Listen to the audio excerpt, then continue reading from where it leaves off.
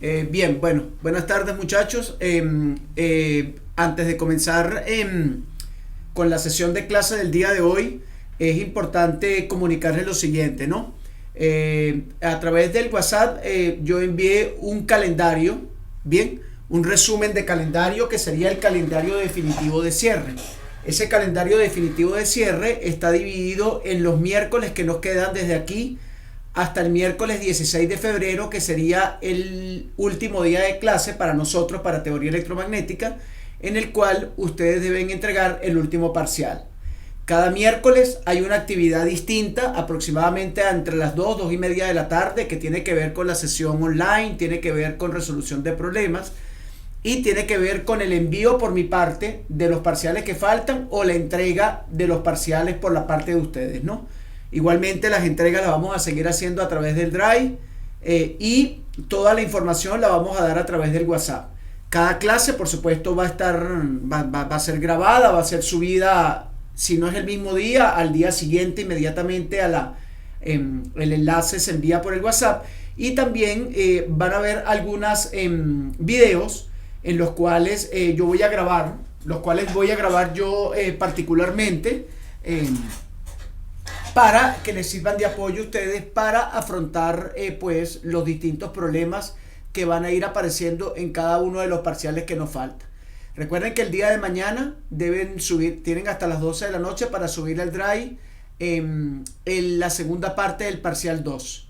Bien, el próximo miércoles estaríamos mandando el parcial 3 para entregarlo el miércoles siguiente, y ese miércoles estaríamos mandando el parcial 4 para entregarlo el miércoles 16 de febrero. Es decir, que nos quedan unas semanas pues bastante intensas, en las cuales los días miércoles vamos a tratar de desarrollar las clases y la resolución de problemas. ¿Estamos de acuerdo, muchachos? Perfecto, profesor. Excelente. El de mañana tenemos hasta las 12 de la noche. Exactamente, hasta las 12 de la noche para que entreguen, ¿ok? Ok, perfecto. Listo. Perfecto, sí. Bien.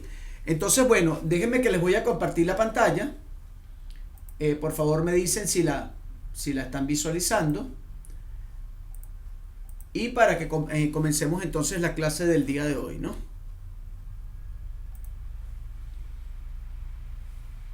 Debe, profesor. ¿Ya se ve la pantalla perfectamente? ¿Se ve la pantalla? Sí, sí, Perfecto. Entonces, bueno, vamos a tratar de desarrollar hoy la primera parte del contenido número 3. Este contenido lo empezaremos el día de hoy. Como les dije, van a haber otros videos que yo les voy a enviar para que les sirva de apoyo al contenido, y este contenido lo vamos a cerrar el miércoles de la semana que viene.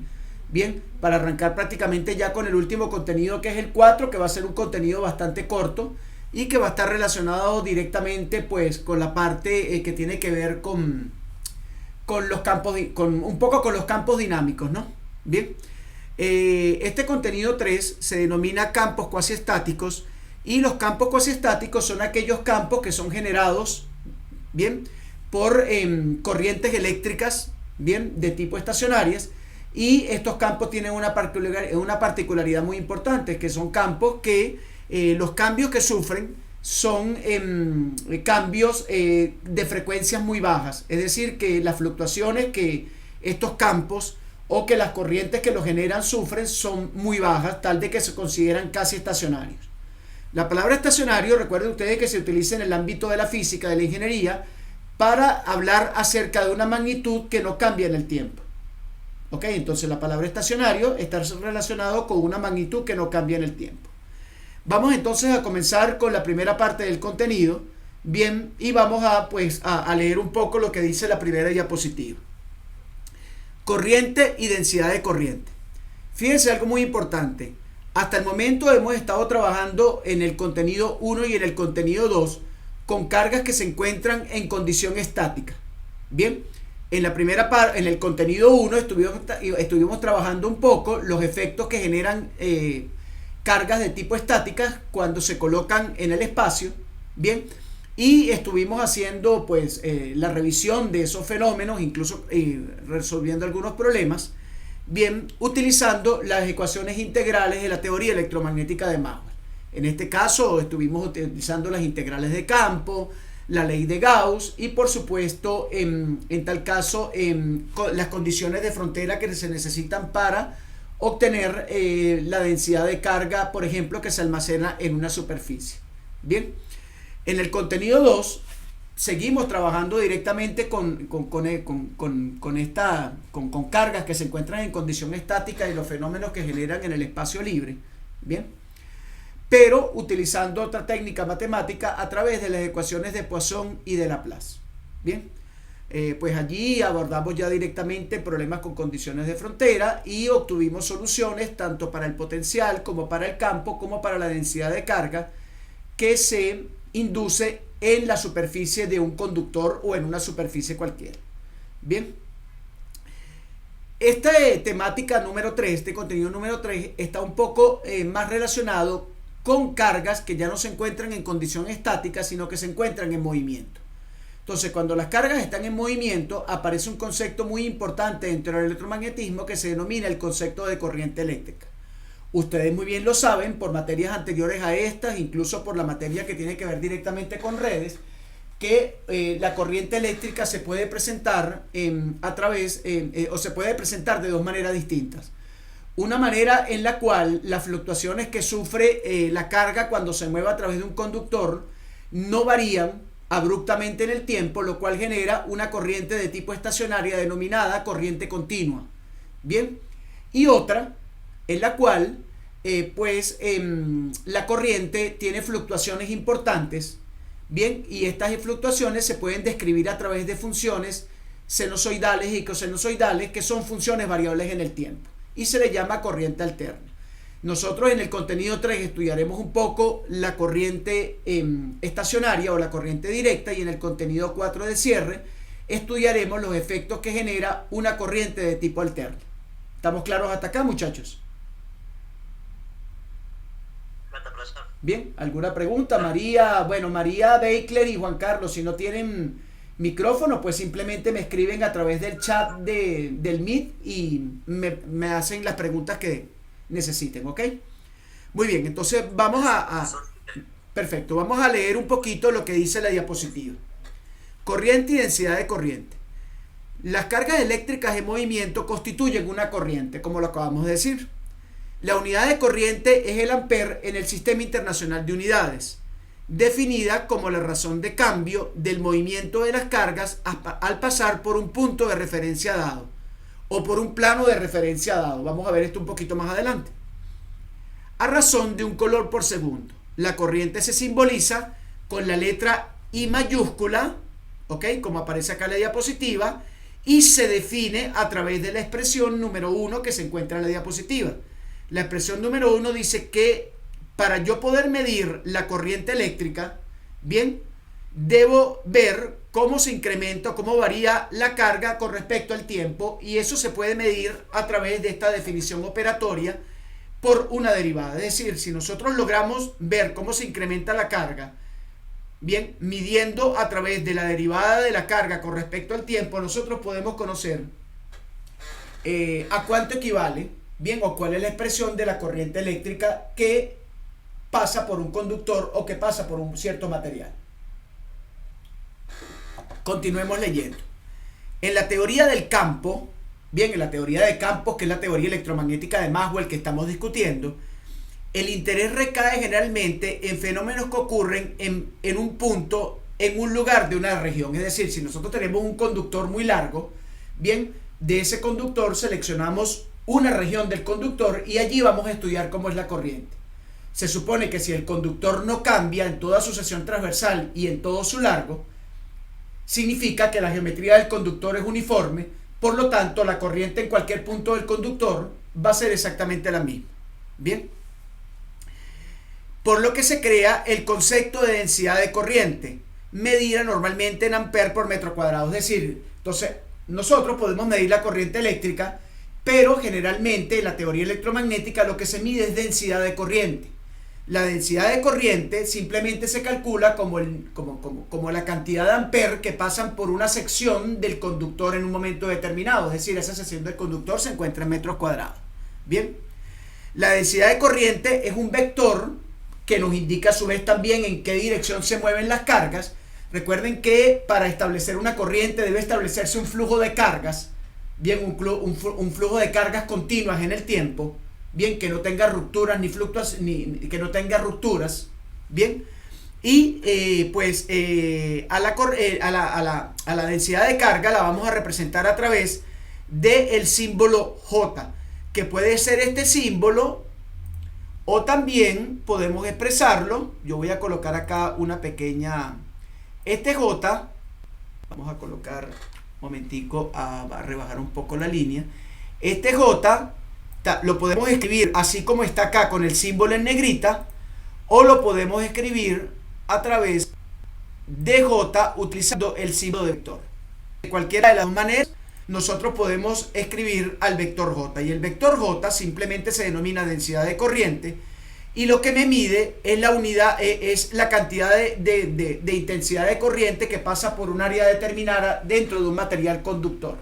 Bien, la relación que existe entre la corriente eléctrica y la densidad de corriente se da a través de la expresión número 2. Fíjense que si nosotros conocemos la densidad de corriente, es decir, el número o la cantidad de amperes por metro cuadrado que pasa por el área de una sección transversal de un conductor, bien, a través de la expresión número 2, que es la integral de superficie sobre esa área, de J multiplicado escalarmente por el diferencial de superficie, que puede estar en cualquier coordenada cartesiana, cilíndrica o esférica, para eso utilizamos las tablas, bien, nos permite a nosotros tener la densidad de corriente. Entonces, a través de la densidad de corriente, nosotros podemos calcular la intensidad de corriente eléctrica, en el caso de la expresión 2, o también podemos calcular la intensidad de corriente eléctrica simplemente conociendo cómo varía la carga con respecto al tiempo en una sección determinada de conductor. Bien, ¿preguntas hasta el momento, muchachos, o continuamos?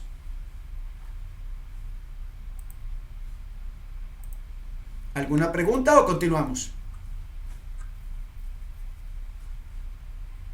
Muy bien, continuamos entonces.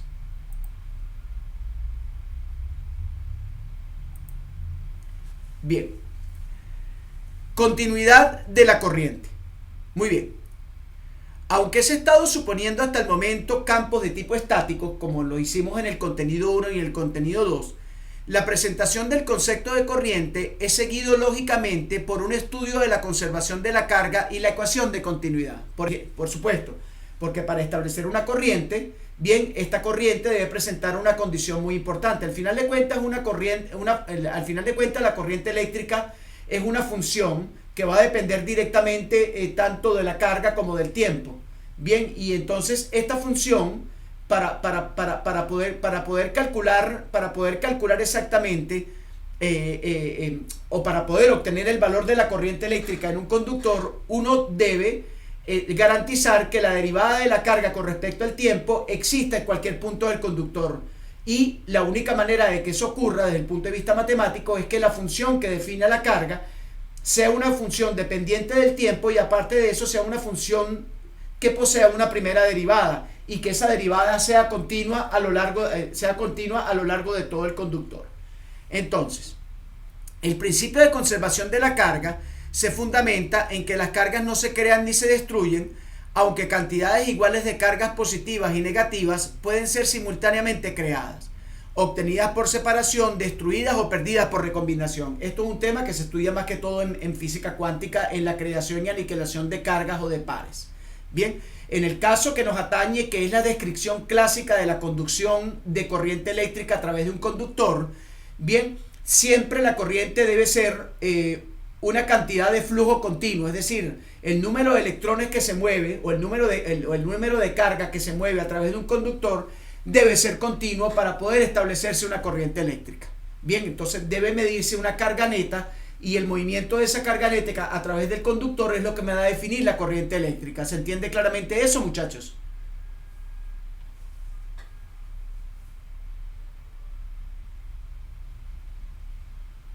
¿Alguna pregunta? María, Humberto, Beikel, Juan Carlos. Perfecto. Entonces, por eso es que se establece una ley de conservación de la carga. Y esa ley de conservación de la carga incluso está asociada directamente con las leyes de Kirchhoff que vamos a ver la semana que viene, ¿no? Un poco. Porque uno sabe muy bien que una de las leyes de Kirchhoff, la que está relacionada directamente con los nodos, dice que la cantidad de corriente que entra un nodo es igual a la cantidad que sale del nodo. ¿Por qué? Porque la corriente en el nodo no debe crearse ni destruirse, sino simplemente la corriente lo que hace es tomar una dirección distinta dentro de un circuito. Entonces, la cantidad de corriente en un circuito siempre debe ser constante. Bien, una cosa es que la corriente eléctrica, cuando enfrenta una resistencia eléctrica, disipe energía, bien, térmica en forma de calor, y otra cosa es que se pierda carga. La carga no se pierde, no se crea ni se destruye, bien, mientras la corriente circula directamente por un conductor o un circuito, que está, por supuesto, y recuerden que un circuito al final está conformado por un conjunto de conductores. Continuemos leyendo lo que dice la diapositiva. La ecuación de continuidad se obtiene de este principio cuando se considera una región limitada por una superficie cerrada. Vamos a ver un poco la imagen que se encuentra al lado izquierdo de la diapositiva, que estoy señalando acá con el puntero del mouse.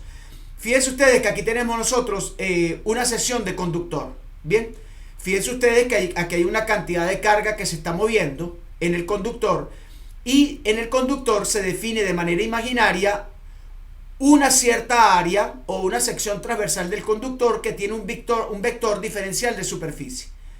Fíjense ustedes que en este caso el círculo que rodea las superficies es lo que va a definir la superficie de esa área, ok, directamente. Y por supuesto aquí tenemos nosotros dos señalizaciones: cuando la corriente es mayor que cero o menor que cero. Bien, en tal caso el símbolo de la corriente no nos indica que la corriente es un vector. Lo que es un vector es la densidad de corriente. El símbolo lo que nos indica directamente es, en cierto modo, en qué dirección se va a mover la carga de conducción o la carga eléctrica. Bien, es muy importante que tomen en cuenta que dependiendo del tipo de carga eléctrica y dependiendo del tipo de medio donde se mueva la carga va a tener una denotación distinta. Por ejemplo, en materiales conductores sólidos, como los metales, bien, a los electrones o a la carga que se mueve en el conductor se le llama carga de conducción. En el caso de conductores de tipo líquidos, por ejemplo, como el agua o otro material conductor, a la carga se le llama electrolito. Lo que se mueve a través del fluido o del líquido es un electrolito. Y en el caso de que el medio conductor sea un gas, a la carga se le denomina ion. Entonces, repasemos eso. Si la carga se mueve en un conductor sólido, se le llama carga de conducción o electrones de conducción. Si la carga se mueve en un medio líquido, se le denomina electrolitos. Y si la carga se mueve en un medio gaseoso, se denomina iones. El medio gaseoso puede ser un gas o puede ser plasma. ¿Está claro para todos eso, muchachos?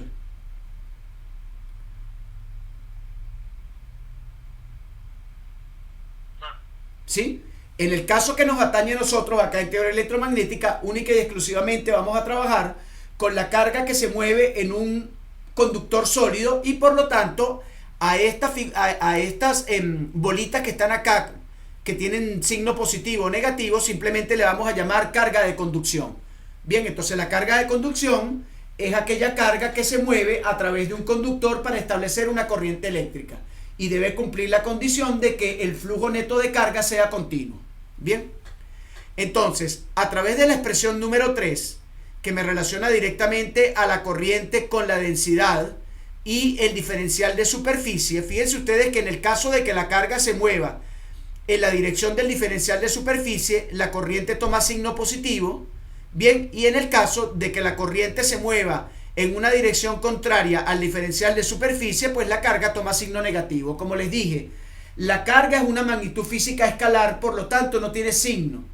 Lo que tiene signo es el vector densidad de corriente, que es J, y me indica la dirección de la carga. Y la dirección de la carga se relaciona directamente con el vector diferencial de superficie por donde está fluyendo la carga. La carga es un fluido. Estamos o el flujo de cargas es un fluido de carga material, en este caso. Bien, muy similar al flujo de carga que se mueve por un gajo, que se mueve directamente, o al flujo de partículas que se mueve a través de un gas, o el flujo de partículas que se mueve a través de un fluido líquido. Lo que pasa es que en el caso de los flujos líquidos, normalmente uno utiliza, en este caso, la mecánica de fluidos para hacer el estudio, y en el caso de los flujos gaseosos, utiliza la mecánica de fluidos y la termodinámica para poder describir un poco cómo se mueven las cargas o cómo se mueve, en este caso, la materia a través de ese tipo de medios. En el caso de la teoría electromagnética, que es el caso que nos atañe, fundamentalmente estudiamos el flujo de carga, que es materia, electrones de conducción, ¿ok? Entonces, la expresión 3, si se relaciona directamente con la razón de cambio de la carga eléctrica en un conductor, se puede escribir como la expresión número 4. Fíjense que la expresión número 4 es la misma definición de corriente eléctrica. En el caso de la corriente sea el signo menos que aparece acá de la derivada de la carga con respecto al tiempo, la carga interna.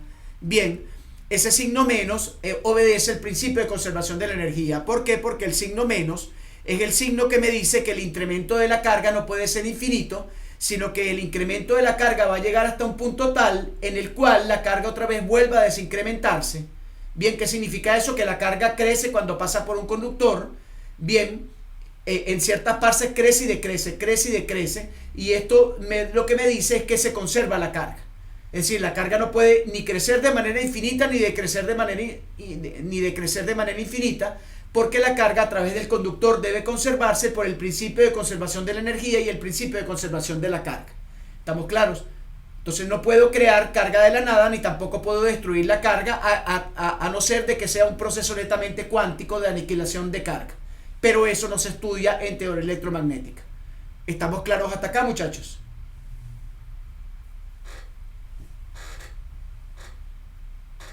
¿Alguna pregunta? Humberto, María, Juan Carlos, Beckler. Perfecto. Vamos a continuar entonces. Como les dije, me interrumpen cuando lo deseen para preguntarme, ¿ok? Vamos a pasar a la próxima diapositiva. Entonces, la ecuación, como dijimos anteriormente, la ecuación 4, escrita aquí en su forma integral, también la podemos escribir en forma diferencial. Fíjense ustedes que esta ecuación que está acá es la famosa ecuación de continuidad, que se utiliza prácticamente para todos los campos de la física donde ocurra fenómeno de flujo. En la teoría electromagnética, en la teoría de la mecánica de fluidos, en la teoría termodinámica de la transferencia de calor, es decir, prácticamente en todos los campos de la física donde haya conservación de materia, conservación de carga. Bien, materia puede ser materia gaseosa, materia líquida, y conservación de carga eléctrica, se utiliza la ecuación de continuidad. Bien, en este caso la ecuación de continuidad de la corriente eléctrica en un conductor está dado por el miembro del lado izquierdo de la ecuación, que sería la divergencia de, en este caso, la densidad de corriente. Bien, y en el lado derecho tengo, pues, por supuesto, el signo menos indica que no se puede incrementar la carga de manera infinita, y por supuesto aquí tengo el símbolo de la densidad de carga volumétrica y el tiempo. Vamos un poquito a escribir un poquito acá, disculpen, recordarles un poco qué significa este término. Ok, vamos a esperar un poquito acá. Muy bien. Esperemos un poco acá que el editor de texto nos está escribiendo. Aquí está. Ok, entonces esto significa carga volumétrica. Bien, la carga volumétrica que va a poseer el conductor, este término que está acá. Ok, el signo menos significa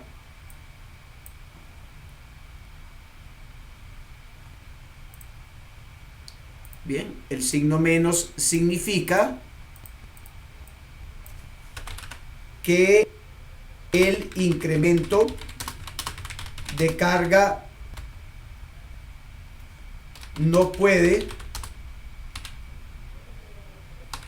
ser infinito, ¿ok? Debe haber un balance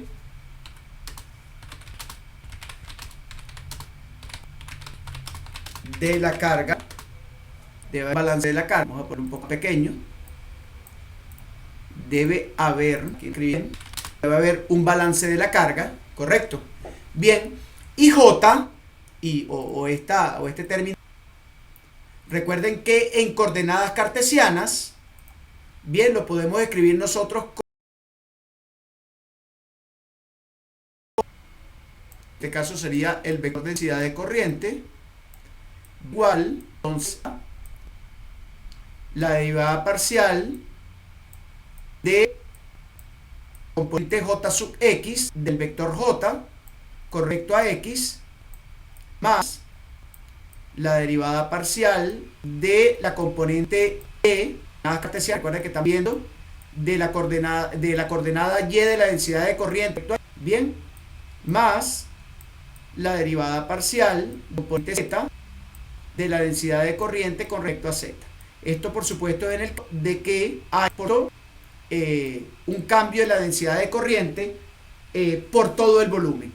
En el caso de que el cambio sea en una sola dirección, si es x, por ejemplo, y y z desaparecen, y en el caso de que sea dos dimensiones, pues desaparecen, quedan x y y, desaparece z, o queda x y z, desaparece y, o queda y z y desaparece x. Eso dependiendo del tipo de problema que tengamos. Recuerden que nosotros tenemos tres tipos de problemas según la simetría y geometría del problema. Problemas lineales, en el cual solamente se establece una sola coordenada. Problemas superficiales, en el cual se establecen dos coordenadas. Y problemas volumétricos, en los cuales se establecen las tres coordenadas. Nosotros hemos venido resolviendo solamente problemas lineales. Y vamos de una sola coordenada y vamos a seguir trabajando de esa manera. Muy bien. Perfecto. ¿Alguna pregunta hasta el momento, muchachos, o podemos continuar? ¿Alguna pregunta? Beckler, Humberto, María, Juan Carlos.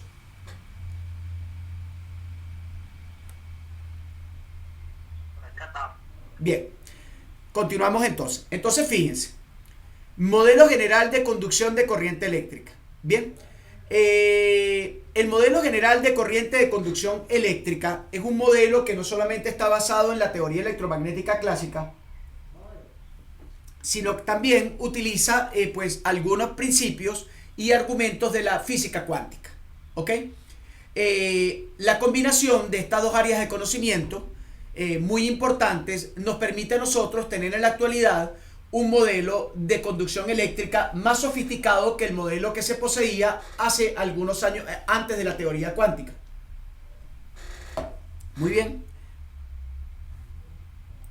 Entonces, como les dije anteriormente, ese modelo permite separar bien al problema de conducción o al fenómeno de conducción en tres tipos de materiales distintos. Los materiales que son conductores, los materiales que son aislantes y los materiales que son semiconductores. Bien, si ustedes se dan cuenta, tanto en la ingeniería eléctrica como en la electrónica como en la física, estos tres grandes campos son prácticamente tres materias distintas. Una materia basada en conductores, prácticamente, que está relacionada directamente con la teoría electromagnética, que se estudia en cualquiera de las áreas de la ingeniería o de la física. Ok. Una relacionada directamente con los aislantes, que también se estudia acá en la teoría electromagnética, y una relacionada con los semiconductores, que no se estudia directamente en teoría electromagnética, pero sí se estudia directamente en los cursos de semiconductores que verán ustedes como ingenieros. ¿Ok? La primera clase de materiales, que son los conductores, bien, vamos a tener una banda de valencia llena en la cual hay un conjunto de carga, y esa banda de valencia directamente se conecta con la banda de conducción vacía, por lo tanto se establece una continuidad en la conducción o en el flujo de carga. En el caso de los aislantes aparece una cosa distinta, porque existe una banda de energía prohibida que separa a los electrones de conducción de la otra área que está relacionada directamente con el conductor. ¿Qué significa eso? Que como siempre en una banda de energía prohibida va a haber una separación entre el flujo de carga, bien, de una parte del conductor y la otra parte. lo cual hace de que no haya conducción y por eso ese tipo de materiales se les llama aislantes. Y en los semiconductores, bien, pues hay una banda de energía prohibida que es mucho menor que la banda de energía prohibida en los aislantes, tal de que nosotros sabemos que los semiconductores conducen corriente en una dirección y en otra dirección no. Por ejemplo, los diodos NPN.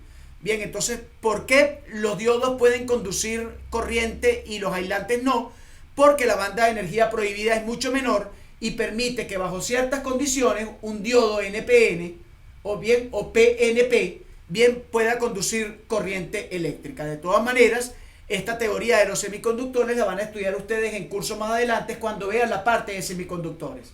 ¿Correcto, muchachos? ¿Se entiende claramente eso?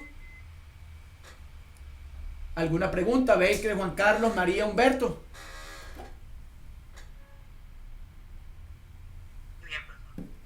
Perfecto. Muy bien, vamos a continuar entonces. Cualquier pregunta que tengan más adelante, pues me la pueden escribir incluso al WhatsApp. Continuamos entonces con la presentación. ¿Bien? Muy bien. La relación entre J y E, es decir, entre la densidad de corriente y el campo eléctrico para un conductor cualquiera. Recuerden que prácticamente todos los metales son conductores y hay incluso otros materiales que también pueden ser conductores. Bien, se especifica por la conductividad sigma. Es decir, J y E, J que es la densidad de carga y E que es el campo, se relacionan directamente a través de la ecuación o la expresión número 6, donde el término de proporcionalidad, bien, se mide en una unidad llamada el Siemens sobre metro. Recuerden que esta unidad que está acá es lo que se conoce como el Siemens. Y la conductividad eléctrica se mide a través de la unidad Siemens en el Sistema Internacional de Unidades. ¿Ok? La conductividad es la cantidad de flujo de carga que pasa por un área determinada a lo largo de un conductor. Del lado derecho de la lámina o de la diapositiva se puede ver más o menos a nivel de una representación pictórica o una representación gráfica este fenómeno. Y sería J por S y sería la densidad de corriente que pasa por un área determinada. Esto puede ser tranquilamente un alambre conductor que hemos aumentado a muchísimas veces su tamaño. Bien, y la conductividad, por supuesto, por supuesto, está dada a través de todo el material conductor porque es un metal. Entonces, la dirección de la corriente que va a estar dada directamente por J, tomando en cuenta de que el vector diferencial de superficie va en la misma dirección que la densidad de corriente, se puede medir a través de, pues, por supuesto, esta ecuación. Y suponiendo que, bien, es importante tomar en cuenta, vamos a llamar acá al editor, de que acá nosotros estamos creando, pues, recuerden ustedes que una de las condiciones para que la carga eléctrica pueda moverse a través de un conductor es que en los extremos del conductor haya una diferencia de potencial. Bien, aquí estamos diciendo nosotros que pues hay una diferencia de potencial entre el extremo izquierdo y el extremo derecho del conductor. Por lo tanto, se establece directamente, vamos a colocarlo acá, directamente eso nosotros lo que ya venimos estudiando, un campo eléctrico E por la diferencia de potencial en el conductor que va a estar por esta expresión que está acá, y esa expresión, fíjense ustedes que relaciona directamente a el voltaje que se aplica entre los extremos del conductor dividido entre la longitud del conductor. Fíjense ustedes que mientras más grande sea la longitud del conductor, el campo eléctrico decrece, y mientras mayor sea el voltaje aplicado entre el extremo izquierdo y el extremo derecho del conductor o viceversa, pues el campo eléctrico crece. Entonces, si yo conozco el campo eléctrico, bien, entre los extremos del conductor y conozco la densidad de corriente, bien, yo puedo conocer la conductividad del material. O si conozco la conductividad y conozco el campo, puedo conocer también la densidad de corriente. Incluso si conozco la conductividad y conozco la densidad de corriente, puedo conocer el campo. Entonces, la ecuación número 6 es muy útil para calcular problemas en los cuales esté involucrado la conductividad de corriente, el campo eléctrico que se crea por la diferencia de potencial entre los extremos del conductor y la densidad de corriente. Bien, incluso sabemos nosotros, bien, de cursos anteriores y sabemos directamente por experiencia empírica, bien, experiencia de laboratorio, que cuando la corriente se mueve a través de un conductor, el conductor se calienta. Y el conductor se calienta porque sabemos que todos los conductores, bien, poseen cargas y poseen moléculas que van a con las cuales las cargas eléctricas que se mueven por el conductor chocan y se crea lo que se denomina directamente a nivel microscópico, bien, una resistencia o una resistividad al paso de la corriente. A nivel macroscópico nosotros sabemos que esa resistividad al paso de la corriente se relaciona con la longitud y se relaciona con el área del conductor y con la constitución molecular, por supuesto, del conductor, la constitución a nivel microscópico, y se denomina resistencia eléctrica. Bien, incluso se puede escribir la diferencia de potencial a través de la expresión número 7. Fíjense ustedes que la expresión número 7 me dice que el voltaje o la diferencia o el voltaje que está aplicado a los extremos del conductor está relacionado con la longitud del conductor, está relacionado con la conductividad. Para algunos materiales la conductividad es mejor que para otros. Por ejemplo, para el oro la conductividad es mucho mejor que para el cobre. Lo que pasa es que normalmente pues los circuitos eléctricos se construyen a través de conductores de cobre, porque un circuito eléctrico con conductores de oro sería algo prácticamente inviable a nivel del costo, ¿correcto? Y por la corriente. Entonces fíjense ustedes que el voltaje en un conductor va a depender de la longitud del conductor, va a depender en este caso de la superficie del conductor, va a depender de la conductividad y va a depender fundamentalmente de la corriente. Fíjense ustedes que si la longitud crece, el voltaje crece, si la corriente crece, el voltaje crece, pero si la conductividad es mayor, el voltaje decrece porque la resistencia aumenta. Si la conductividad en este caso crece, la diferencia de potencial entre los extremos decrece. Bien, pero el campo crece en este caso. Y por supuesto, si la sección transversal del conductor aumenta, el voltaje también decrece. Bien, si uno conecta directamente a esta ecuación, que sería una manera de escribir la ley de Ohm, bien, porque fíjense ustedes que este término que está acá es la resistencia.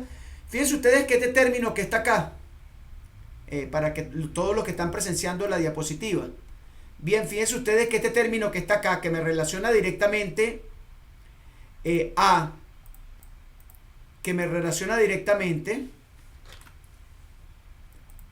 un momentico, vamos a borrar acá esto, y vamos a escribir bien acá. Bien, vamos a escribir bien, creo que va a ser más sencillo así. Lo que se encuentra acá es lo que conocemos nosotros directamente como resistencia eléctrica. Bien, fíjense ustedes que simplemente esta es otra manera de escribir la ley de Ohm.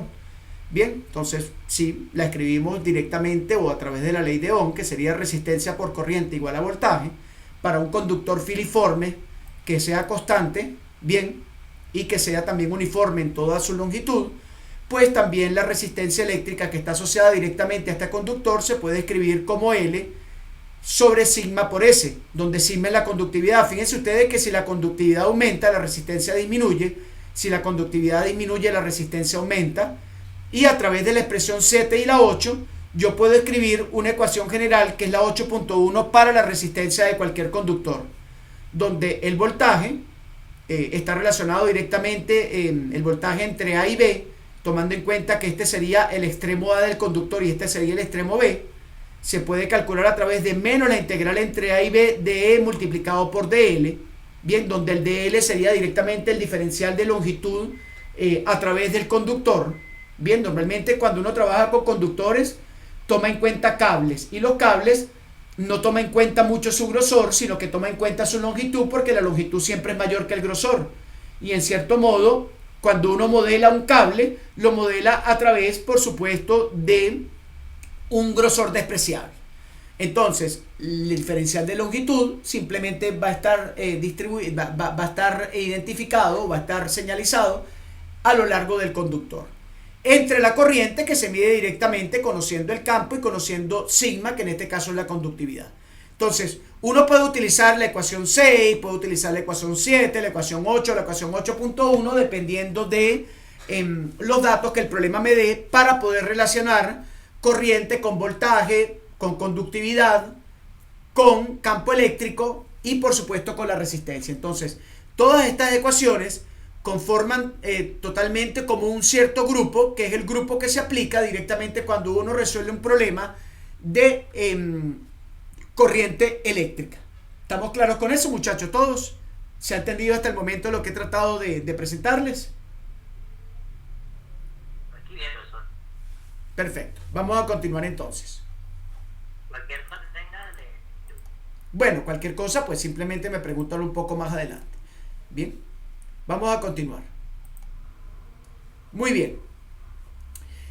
Propiedades de los conductores y condiciones de frontera. Recuerden ustedes que una de las propiedades más importantes de los conductores, bien, es que los conductores presentan la siguiente particularidad. Por ejemplo, supongamos nosotros que tenemos acá un cierto conductor. Ya va un momentico que lastimosamente que no me está dibujando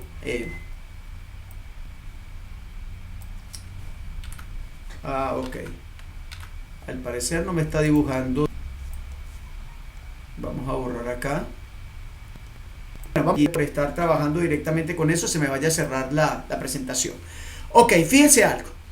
Recuerden que una de las particularidades más importantes que posee un conductor es que toda la carga de un conductor se almacena o se distribuye totalmente en su superficie, tal que en la parte volumétrica del conductor el campo eléctrico y la carga vale cero. Eso significa, déjenme ver si puedo dibujar un poco para que vean eso. Si yo, por ejemplo, poseo, oye, definiendo dibujar. Déjenme ver. Ok. Aquí sí me está permitiendo hacer esto. Vamos a revisar un poquito a ver de qué se trata. Ok. Vamos a tratar de dibujar por acá. Fíjense ustedes, si uno, por ejemplo, tiene un material conductor que era. Muy bien. Bien. Toda la carga se va a almacenar directamente en su superficie. Bien, esto es una de las propiedades importantes del conductor, suponiendo que la superficie sea la que está rodeando directamente al volumen. El campo eléctrico directamente dentro del conductor, el campo eléctrico simplemente... Bien. Entonces, ¿qué ocurre fundamentalmente? Bueno, si suponemos nosotros, por ejemplo, a la figura que se encuentra acá en la diapositiva, bien, suponemos a esto como la superficie o la frontera que separa al espacio libre del conductor. Fíjense ustedes que esto sería, por ejemplo, una superficie curva que encierra, bien, a un volumen que es conductor. Podría ser una esfera, por ejemplo. Entonces, fíjense, entre la parte interna, desde la superficie hacia la parte interna del conductor y desde la superficie hacia la parte externa, que sería la frontera entre el espacio libre y el conductor, bien, se va a generar una zona en la cual yo tengo que definir allí unas condiciones de frontera. Esas condiciones de frontera, fíjense ustedes que me dicen lo siguiente. En todo conductor, la superficie es una superficie equipotencial. Eso significa que si yo mido el potencial en cualquier parte de la superficie del conductor, el potencial va a ser el mismo. Por lo tanto, si yo mido el campo eléctrico o el vector densidad de carga en un conductor, aproximadamente yo tengo que definir bien la componente del campo en la dirección normal a la superficie del conductor y la componente tangencial. ¿Qué es lo que pasa? Que como la componente como la superficie del conductor posee exactamente el mismo potencial en todos sus puntos, a través de la componente tangencial del campo no se va a generar y solamente se va a generar una componente que es normal. esa componente normal me genera una condición de frontera entre el medio conductor y el espacio libre. Y esas condiciones de frontera están dadas por la ecuación 9 y la ecuación 9.1.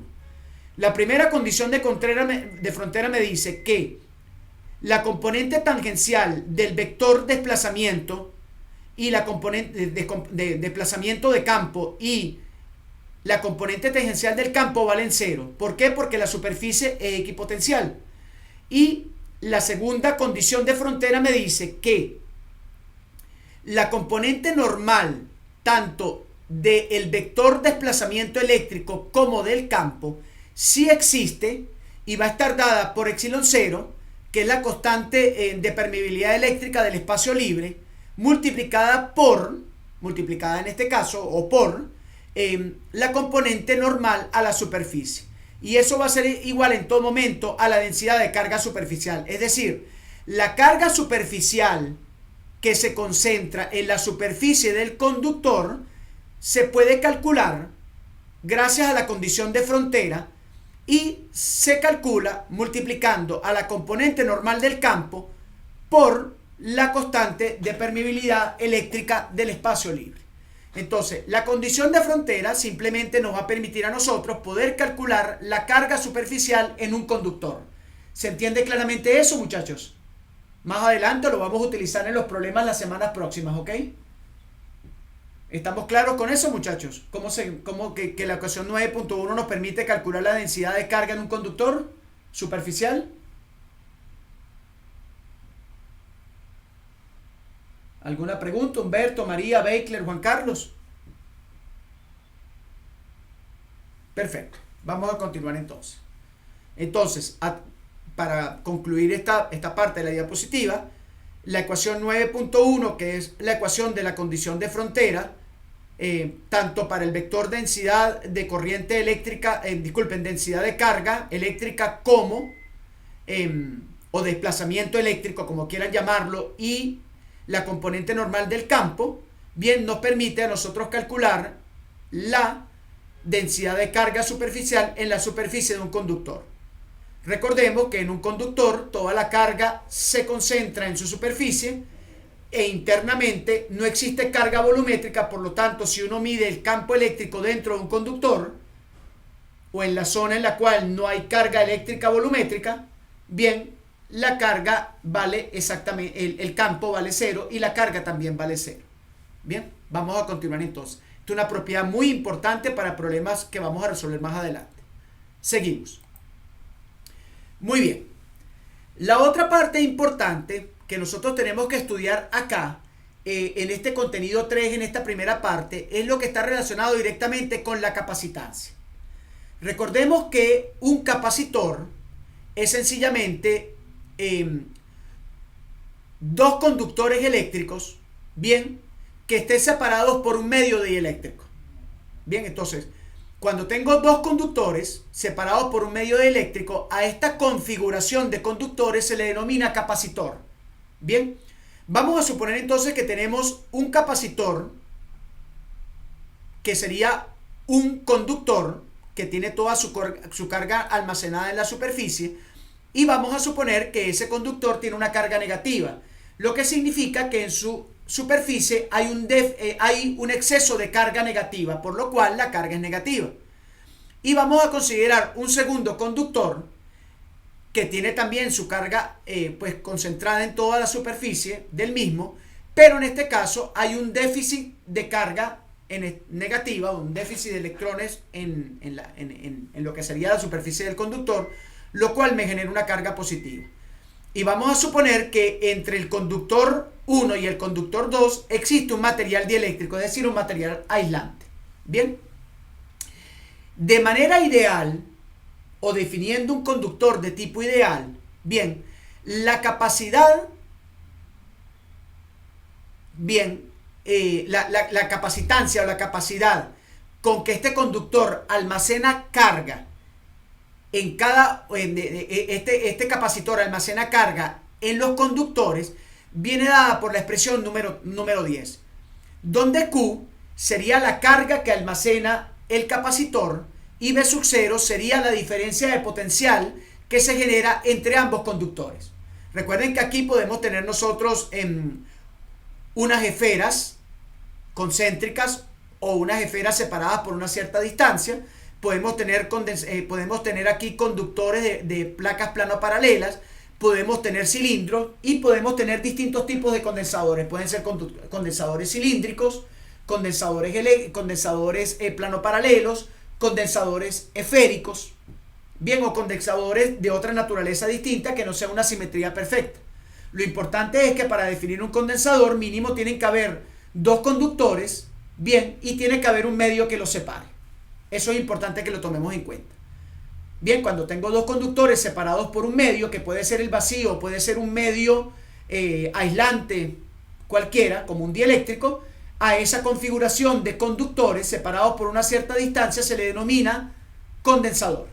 Bien, los condensadores, los conductores pueden ser más, y al ser más, habría que organizados por pares, se le llama una configuración de condensadores. Bien, entonces ahí se aplican reglas de condensadores en serie, condensadores en paralelo, que son cuestiones que ustedes estudian en los cursos anteriores a este y van a seguir estudiando en los cursos de redes y otros cursos, tanto en ingeniería eléctrica como electrónica. Bien, la capacitancia se puede medir a través de la expresión número 11, donde la expresión número 11, por supuesto, la carga se puede calcular a través de la integral que está en la parte superior de la ecuación número 11. Fíjense que al final esto es un cociente.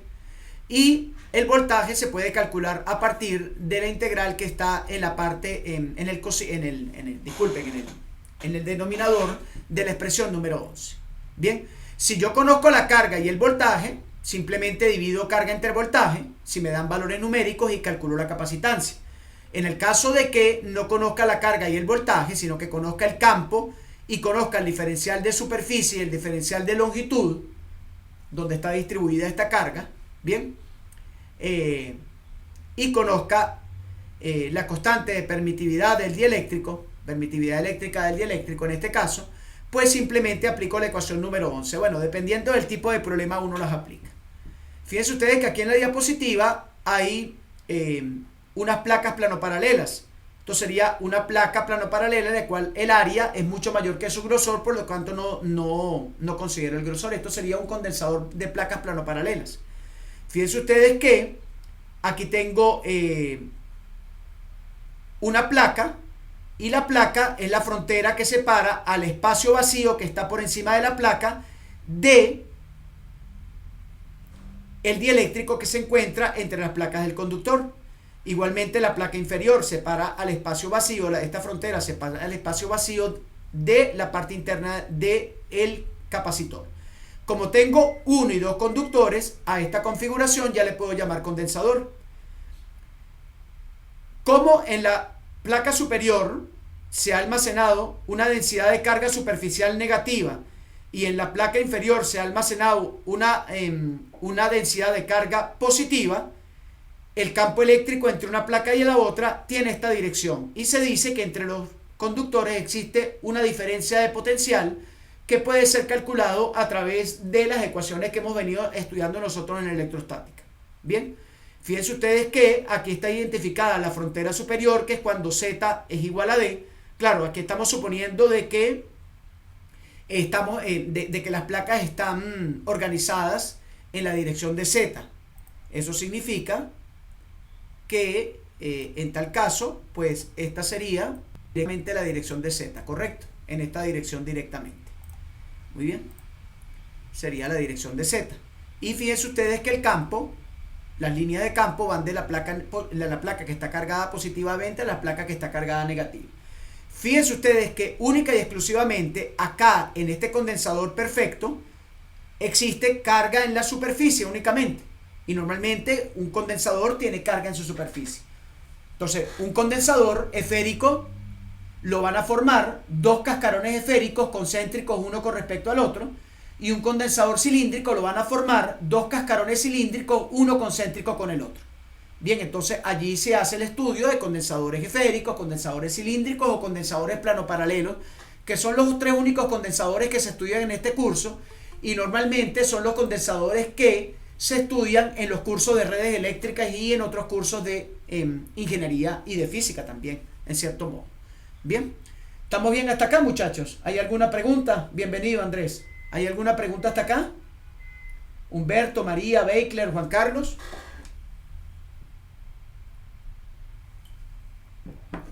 ¿Alguna pregunta, muchachos? Perfecto, excelente. Muy bien. Entonces, vamos a continuar. Entonces, fíjense. Planteamiento de problemas.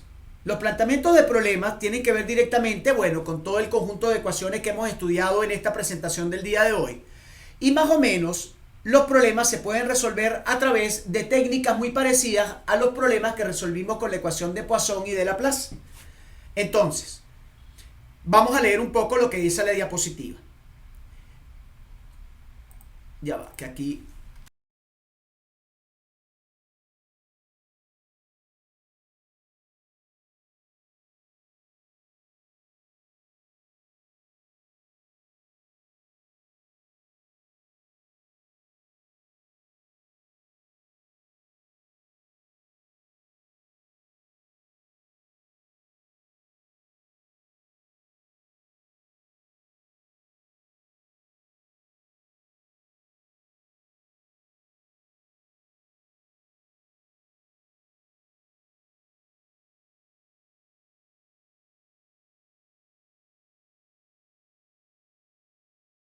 Entonces normalmente se llama un cable filiforme.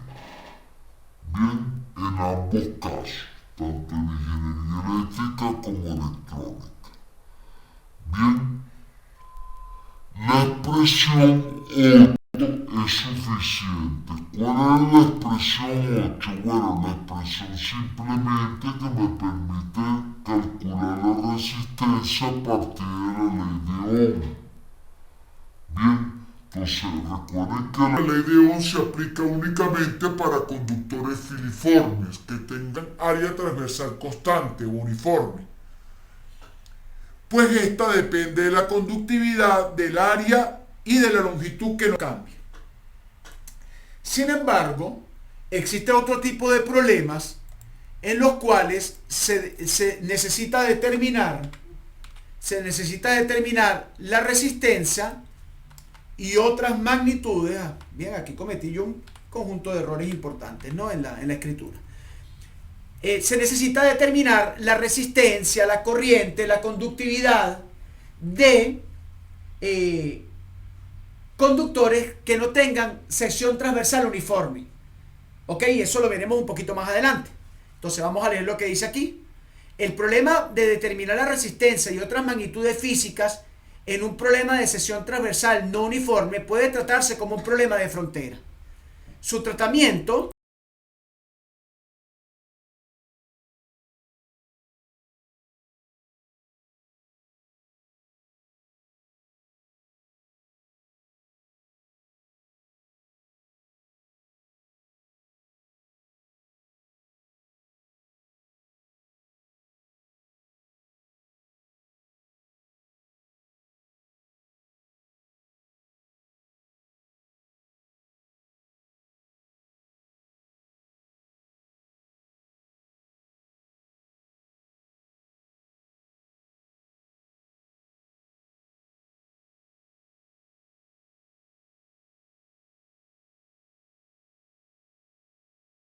pues el bronce puede ser oro,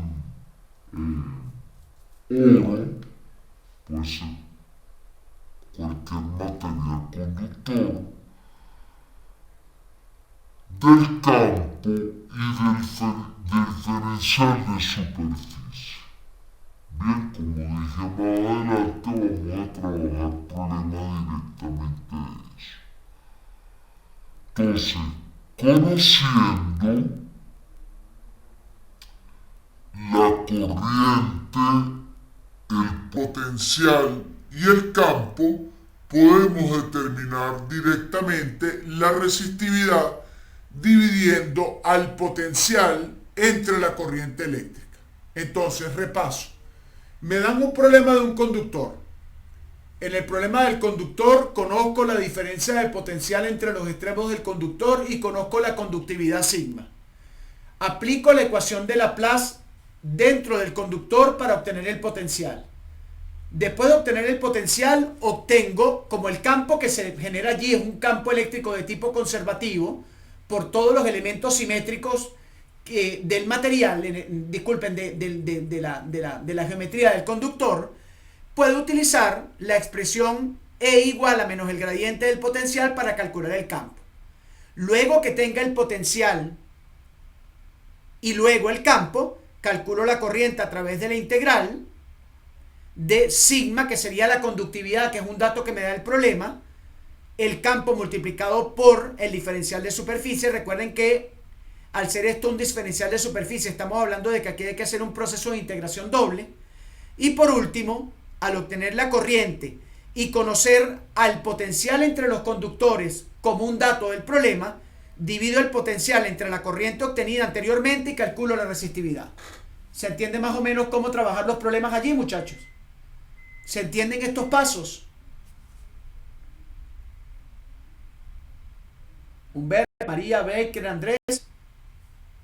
¿Alguna pregunta?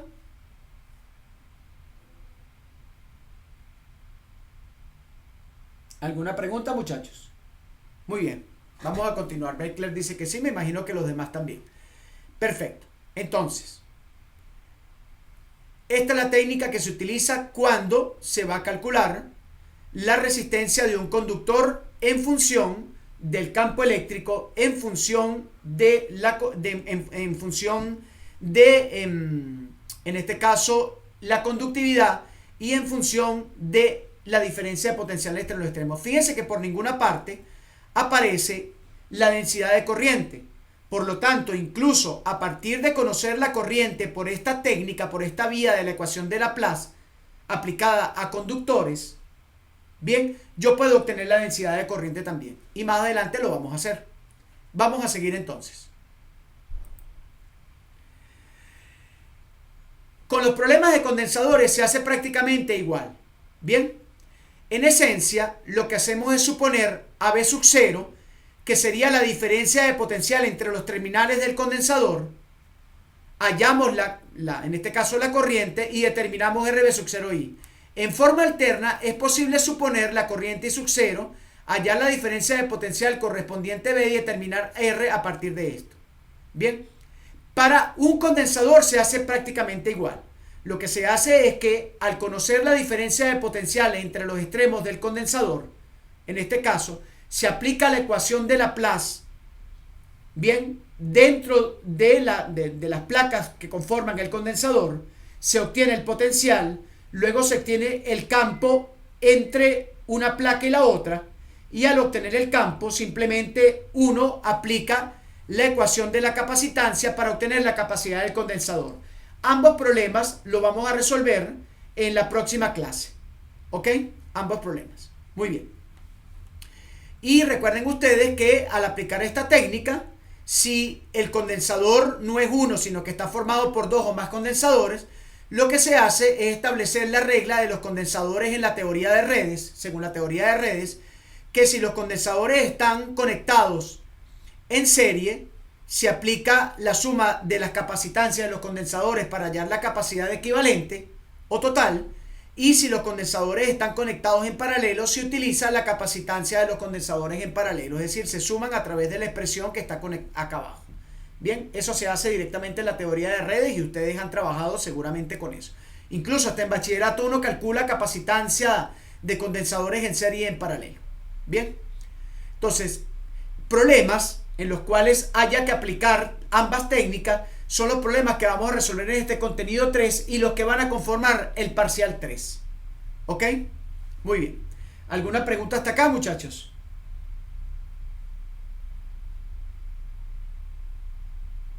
¿Alguna pregunta hasta acá? Aquí estamos bien, profesor. Muy bien. Entonces, bueno, vamos hacia la próxima diapositiva. Muy bien. El condensador o la técnica que acabamos de mencionar anteriormente, normalmente se aplica para cualquier tipo de condensador. Sin embargo, normalmente cuando uno aborda un problema de condensadores, supone que entre las placas del condensador existe un vacío o se llena con un dieléctrico como el aire que tiene unas condiciones muy similares al vacío. ¿Qué pasa en el caso de los condensadores reales? Bien, vamos a leer un poco lo que dice la diapositiva. Si tenemos un condensador con pérdidas, es decir, el material entre las placas no es un dieléctrico perfecto, sino que permite un cierto flujo de carga por su interior, debemos considerar la variación de la carga en las placas y las corrientes que fluyen por el cable y por el medio del material. Supongamos que tenemos un condensador de placas planoparalelas y dentro de las placas se coloca un dieléctrico que no es perfecto. Es decir, que al dieléctrico no ser perfecto, ¿qué significa que el dieléctrico no sea perfecto? Que permite que haya un paso de carga desde la placa superior a la placa inferior o viceversa, ¿ok? Dependiendo de la dirección del campo. Si la densidad de corriente y el campo, que tienen la misma dirección, van desde la placa inferior que tiene un exceso de carga a la placa inferior que tiene un déficit de carga, bien, entonces simplemente pues tenemos una densidad de corriente de pérdida que se transfiere a través del material dieléctrico no perfecto. Bien, fíjense ustedes que la placa inferior está conectada directamente a una fuerza electromotriz que permite que el condensador vaya almacenando carga a través de a través precisamente de una transferencia de carga. Aquí estamos conectando una fuerza electromotriz que lo que hace es que toda la energía el condensador la toma en almacenar carga directamente a su superficie, bien, y por ende se almacena carga de signo contrario en la placa superior. Entonces esta placa se carga directamente a través de esta diferencia de potencial que yo estoy generando. Fíjense que la placa inferior está conectada directamente a tierra, ¿no? Entonces ambas placas se cargan de esta manera y un condensador se carga de esta manera. ¿Qué es lo que pasa?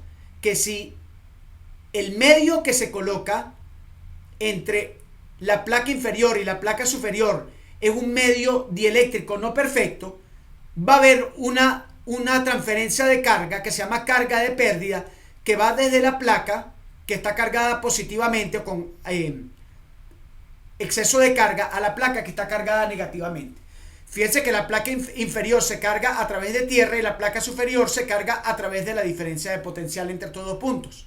Bien, entonces, si ocurre esto con un condensador de tipo real, entonces se cumplen algunas condiciones importantes. Primero, la corriente de pérdida, que es la corriente que pasa desde la placa inferior a la placa superior, se puede calcular a través de la ecuación número 12, donde el primer término de la ecuación sería la derivada de Coulomb con respecto a T, que sería la corriente que se transfiere entre una placa y la otra a través del dieléctrico, más, bien, la densidad de corriente que se transmite o que se transfiere a través del dieléctrico. Entonces, una es la corriente natural que se genera directamente por la diferencia de potencial y por la carga que está almacenada en la superficie, en la superficie de los conductores, y otra es el término de pérdida que se genera o que va directamente por la corriente que se transfiere de la carga inferior a la superior pasando por el medio. Entonces es importante tomar en cuenta esto porque hay una corriente que viene por los cables y otra corriente del medio.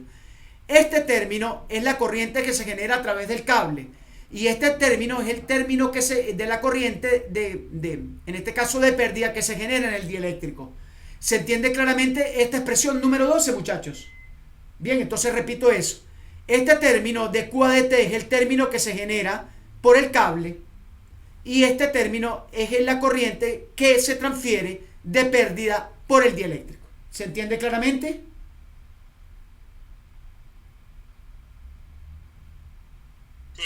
Bien, lo que significa que si esto es un dieléctrico perfecto, el término derecho desaparece y solo me queda este término que es el término de la corriente normal que conocemos nosotros. Entonces es muy importante cuando ustedes estén trabajando a nivel experimental, a nivel de laboratorio, en el laboratorio de redes o en cualquier laboratorio, Ok, que tomen en cuenta que si el condensador está, tomar en cuenta el dieléctrico que conforma el condensador, porque si el dieléctrico no es un dieléctrico perfecto, bien, que es el caso de un condensador real, hay que considerar no solamente la corriente de los cables, sino hay que la corriente que se transfiere por los cables, sino hay que considerar la corriente de pérdida que se transfiere de la placa con exceso de carga positiva con exceso de carga negativa a la placa con déficit de carga negativa en este caso, ¿ok? Directamente. O lo que sería más sencillo para entenderlo así mejor, de la placa superior a la placa inferior, tomando en cuenta la dirección del campo. Bien, para entenderlo un poco mejor. Entonces, la corriente que llega a este elemento, en parte se va a variar, va a variar la carga almacenada, que sería la componente capacitiva, y en parte se escapa por el material, que sería la componente resistiva. Entonces, la carga que se almacena en la placa por medio del cable sería la componente capacitiva, y la carga que se escapa por el material sería la componente resistiva. Entonces, cuando se tiene un condensador real, hay que tomar en cuenta tanto la componente capacitiva como la componente resistiva. Este término corresponde a la componente capacitiva. Vamos a colocar aquí una pequeña línea. Este término que está acá corresponde a la componente capacitiva y este término corresponde a la componente resistiva. Muy bien, vamos a continuar. Tomando en cuenta la ecuación número 12, uno puede tener diferentes casos. El caso de la corriente continua. Si la corriente es continua, la derivada de la carga con respecto a T vale 0 porque no hay fluctuaciones en la corriente y solo existe el término, en este caso resistivo, que se calcula multiplicando la densidad de corriente J por el diferencial de superficie, la integral de eso. En este caso, toda la carga que llega por el cable se escapa por el material. El sistema se comporta como un resistor. Hay que tener en cuenta esto, es muy importante. Entonces, el condensador ya deja de funcionar como un capacitor y simplemente funciona como una resistencia. En el segundo caso, que es el condensador ideal, bien, quiere decir que entre las placas hay un dieléctrico ideal. Por lo tanto, no hay corriente de pérdida y solo hay corriente por los cables. En ese caso sí se comporta como un capacitor. Vamos a leer lo que dice. Si el medio que hay entre las placas es un dieléctrico perfecto, no puede fluir corriente por él y la ecuación se reduce solo a la corriente. Y la corriente que llega se emplea en variar la carga almacenada, es decir, en carga y descarga del condensador. Y por último, la descarga del condensador. Si se desconecta el cable de alimentación, cuando el condensador ya está cargado, no llega corriente por el cable, por lo tanto el término I se hace igual a 0 porque simplemente la carga está estática almacenada en cada placa del condensador y entonces la variación de carga con respecto a T en el condensador, que sería la descarga del condensador, se mide a través de menos la integral de J multiplicado escalarmente por el diferencial de superficie. Entonces aquí tenemos los tres. Si la corriente es continua, d de T vale 0, solo ahí en este caso el sistema se comporta como un resistor, el capacitor se comporta como un resistor dentro del circuito. Si el condensador es ideal, bien, no hay densidad de carga de pérdida a través del material eléctrico y solo hay carga que se almacena en las placas por medio del cable que alimenta, bien, es decir, la corriente que se transfiere directamente a la placa hasta que se cargue el condensador y llegue a su punto de saturación. Bien, en ese caso el condensador sí se comporta como un condensador en el circuito. Y en el caso de que conectemos el cable de alimentación que carga la placa, bien, el condensador queda como un material allí pasivo dentro del circuito. Bien, y simplemente este se descarga si yo conecto una resistencia eléctrica al material. Bien, si conecto una resistencia eléctrica al circuito, pues el condensador se descarga. Y la descarga del condensador podemos medirla a través de esta ecuación que está acá. La próxima sesión de clase, nosotros vamos a trabajar directamente con circuitos que tienen resistencia y capacitor, bien, alimentados por una diferencia de potencial o por una fuerza electromotriz. Y esos son lo que se llama circuitos RC. Y vamos a estudiar cómo resolver esa ecuación diferencial. Bien, muy bien. ¿Preguntas hasta acá, muchachos? Aquí estamos bien, profesor. Perfecto. Vamos a continuar entonces.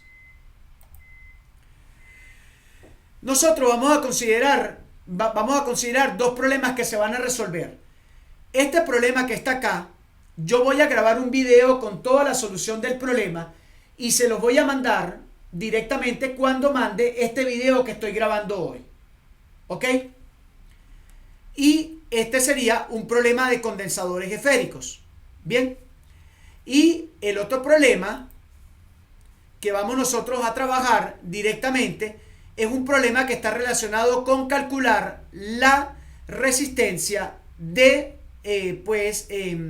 una barra metálica de conductividad sigma que se forma se forma como un conductor no uniforme, ¿no? Porque ya al tener un doblez, ya el condensador deja de ser, en este caso, disculpen, el conductor deja de ser uniforme.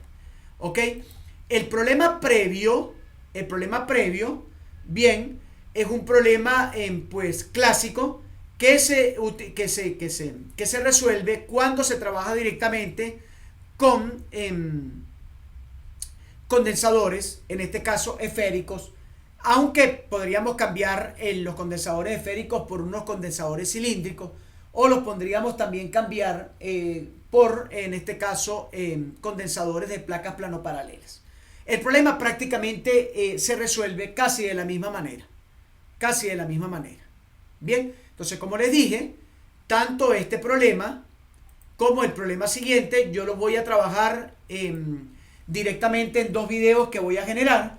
Esos videos los voy a subir mañana con el video de esta clase para que ustedes puedan tranquilamente abordar en su casa con calma y en el tiempo que ustedes tengan para esto, para esa revisión, van a abordar esos problemas.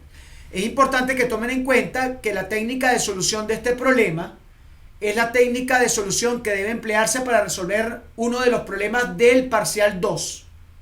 ¿Ok? Por lo tanto, como les dije, yo les voy a publicar muy temprano mañana la solución de este problema para que ustedes comparen a ver si el problema que resolvieron en el parcial es similar a este problema, porque este problema se resuelve directamente con la ecuación de Laplace. Lo que se hace es que se aplica la ecuación de Laplace tanto en la parte interna como en la parte externa. Como esto es un condensador totalmente, una esfera vacía, y esto también una esfera vacía, es decir, hueca, pues simplemente se aplica la ecuación de Laplace exactamente en esta zona.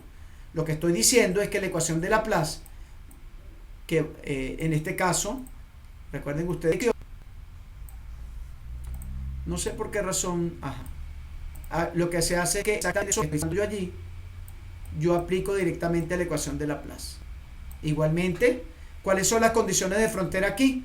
Bueno, la condición de frontera es que para R igual a A, para el radio igual a A, bien, el potencial vale B sub 0, y para la esfera que está por fuera, bien, que rodea a la esfera más pequeña, para R igual a B, fíjense que la esfera más grande está conectada a tierra, el potencial vale 0. Entonces, al tener las condiciones de frontera de la superficie de la esfera interior y la condición de frontera de la superficie de la esfera exterior, ya yo puedo aplicar directamente la ecuación de Laplace en coordenadas esféricas y obtener directamente el potencial. Es decir, que es un problema que ustedes pueden hacer sin ningún tipo de inconveniente. ¿Ok? De todas maneras, como les dije, mañana les publico la solución del problema para, en caso de que se les presente algún problema a la hora de terminar el parcial en ese problema, pues utilicen ese video para que se ayuden y solucionar completamente el problema. ¿Ok? De todas maneras, yo voy a dejar abierta hasta el día viernes. Es decir, la entrega del parcial puede ser desde el jueves hasta el día viernes. Es decir, voy a dejar abierta en la noche el drive para que ustedes carguen el parcial en todo el transcurso del día jueves y viernes. ¿Ok? Preferiblemente es bueno que lo carguen el jueves a las 12, pero como les dije, no voy a cerrar el drive, sino que lo voy a dejar abierto para que incluso tengan hasta el viernes todo el día para cargar el parcial número 2. ¿De acuerdo, muchachos? Para que le informen a los demás. ¿Estamos claros? Ok, profesor, entonces dice que tenemos que hacer bien. Claro, mañana voy a publicar en la mañana este video más el video de la solución de este problema. Bien, y la semana que viene publico el video de la solución de este contenido porque ya este contenido va para el parcial 3, es decir, del problema número 2. ¿Estamos claros todos, muchachos? ¿Estamos de acuerdo? Perfecto, perfecto. Entonces, bueno, vamos a dejar la clase de hoy hasta acá.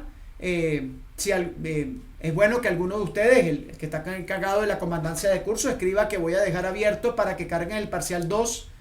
A pesar de que mandé el calendario, voy a dejar abierto para que carguen el parcial 2 todo el día viernes también.